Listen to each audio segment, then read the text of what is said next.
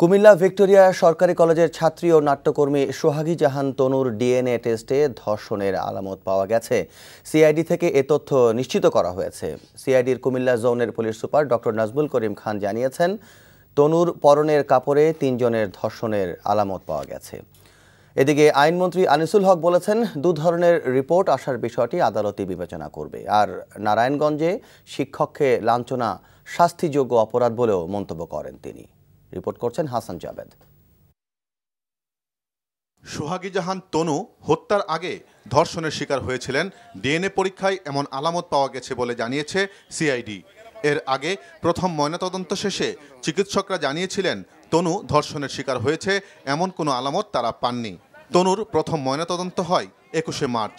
পরে আদালতের নির্দেশনায় লাশ কবর থেকে তুলে দ্বিতীয় দফা ময়নাতদন্ত হয় ৩০শে মার্চ। ধর্ষণের আলামত পাওয়ার বিষয়ে পুলিশ আদালতে রিপোর্ট জমা দিলে তখন আদালতই এই বিষয়ে নির্দেশনা দেবে বলে জানান আইনমন্ত্রী। যখন পুলিশ আদালতে তার প্রতিবেদন সাবমিট করবে, তখন কিন্তু এই দুটো প্রতিবেদন সম্বন্ধে পুলিশের একটা মন্তব্য থাকবে। আদালতে যদি এটা কোনো অ্যাপ্লিকেশন করা হয়, তাহলে এটা সম্পূর্ণ আদালতের এখতিয়ার যে তারা কি নির্দেশনা দেবেন।